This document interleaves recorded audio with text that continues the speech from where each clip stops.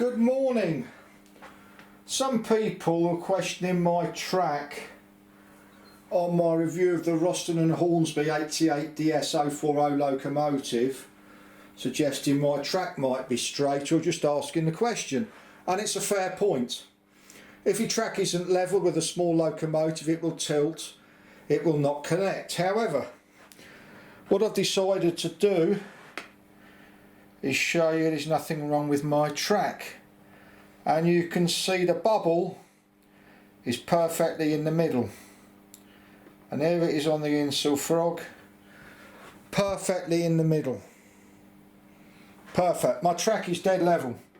I'm showing this because I'm not a sensationalist. Look at that, dead level, dead level, dead level. My track is dead level and it's clean. And now put on here one of Hornby's cheaper 040s. I think it's got a Scalextric's car engine in it, and I'll run that over and you can see it's absolutely fine.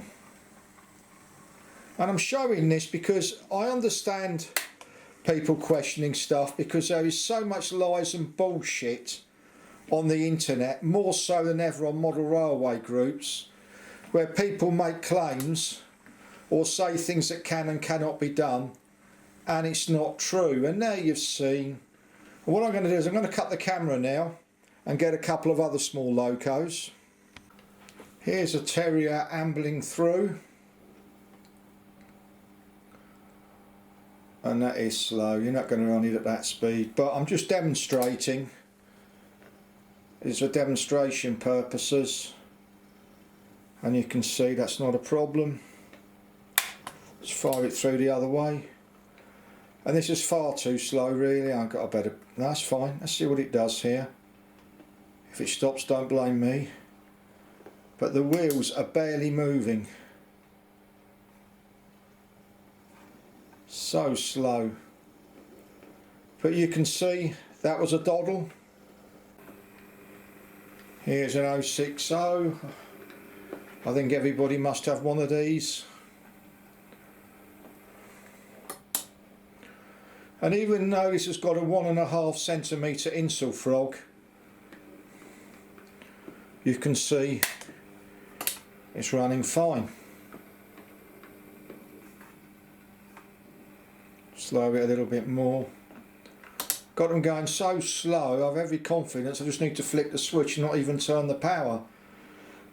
And I'll run this again because I'm sure everybody that's watching this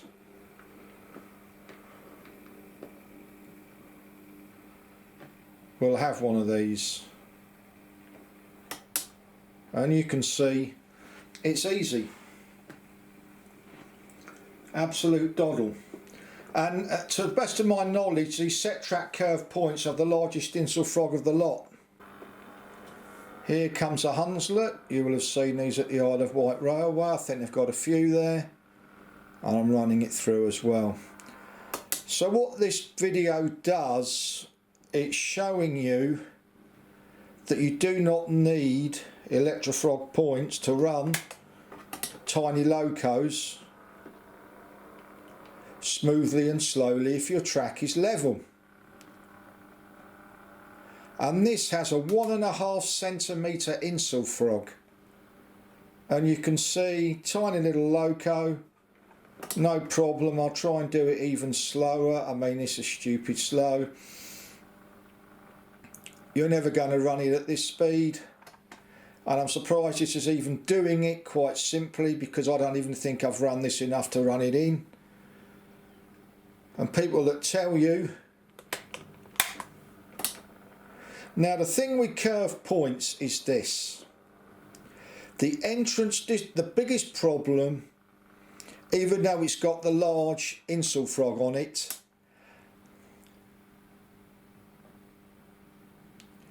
is with larger locomotives. Where it's going now is a radius 2. For larger locomotives it needs to be a radius 3. Having planned my model railway with SCARM, it only told me what would fit into a space and what locos would run on it. Here's another small loco, Smoky Joe 040. I've actually done a lot to this because I love the loco. It's a great little loco. I've put drivers in it. You can see I've detailed the cab with paint. And this is going over a 1.5 centimetre insulfrog. So don't let so-called social media experts, or those that think they are, tell you you can't run these locos reliably. This is the longest insulfrog on my model railway. 1.5 centimetres. It's just so easy. Anyway, I'm going to pull this off and put a wartime. I think this is a class 3, I don't know. Here's another tiny little locomotive, 060. I'll have a go with this, Bachmann model. Put it over this and see what it does. And you can see, in fact it's making a strange noise because I'm running it so slowly. And we'll put it through the other way. Just slowed it down there a little bit. Go back again. And look, over the insulfrog, time and time again.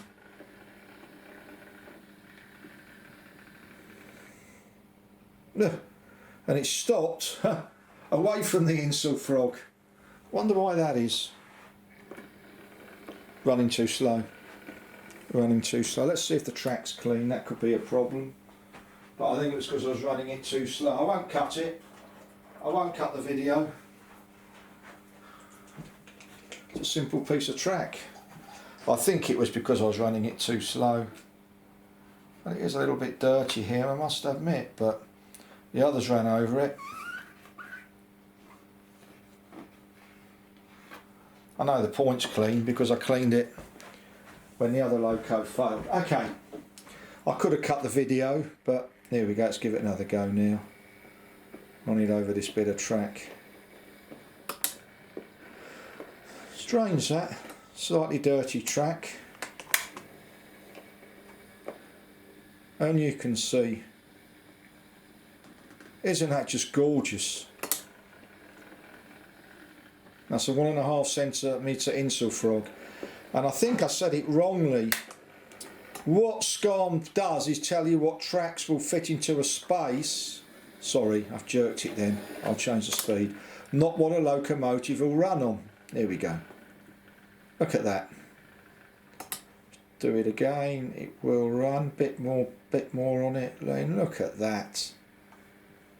Over a 1.5 centimetre insulfrog. Bit more on it. There you go. I'm trying to run it too slowly. I'm being stupid. Just to see what I can do. Anyway, let's pick another locomotive out. Here's an American tank locomotive. Bachmann model. I bought this from Kerno's. Lovely little locomotive. Another 060 going over this 1.5 centimetre insulfrog. And you can see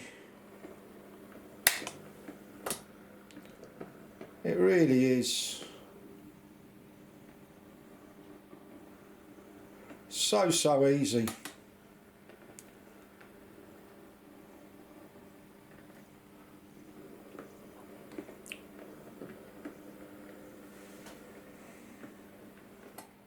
Okay, well this is my raison d'etre, which is my Wickham trolley. Going to show this running through. Remember, 1.5 centimetre insulfrog. Very tiny little locomotive.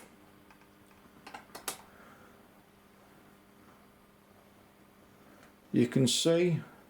Do it again to show it's not a fluke.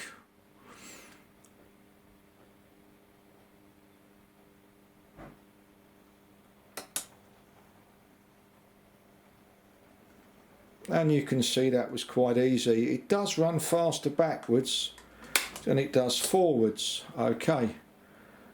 There's a slight slope here. Just give it a little bit more, otherwise it'll stop. Here we go.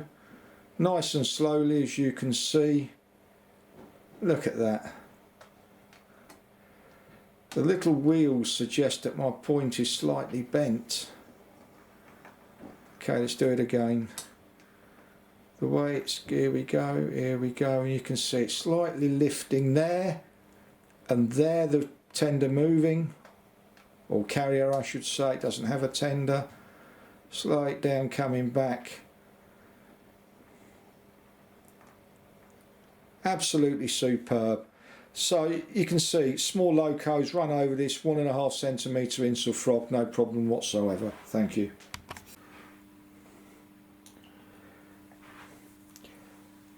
What I've just shown you is that small locomotives will run over this set track curve point. This is an ST245. Even though it's got the longest insulfrog of the lot, they will run over it. Except the Hornsby ATSDS, because it just will not do it. Now, the big problem with these curve points is for larger locomotives, A4s. Now what you really need is a radius 3 like that entering the curve point, or a short straight before the curve point, because the larger locos will not be able to sort themselves out before they get to this part of the track. Some of them will, not all of them. Merchant navies are awful. Now you may not be able to see, but the bend starts, because of the track underneath, the bend starts changing there on the radius 3, and that is the back end of the point. Now bear in mind that 1 millimetre is the equivalent to 3 inches in the real world. So you get there 2 mil, that's 6 inches, and you can see how the track changes with a radius 3.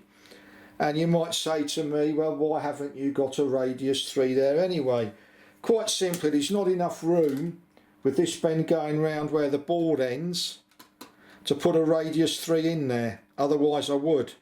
That's why I keep saying with computer programs, they only tell you what will fit into a space. And I fitted it into the space, and I've learnt my lesson. Hence why now the inner track is there, and we expanded out that way. And this is really for locos that will tackle it, and for some sidings. And the only locos that are in those sidings are those with small wheelbases that will tackle this. Anyway, with this video I've shown you that my track is level.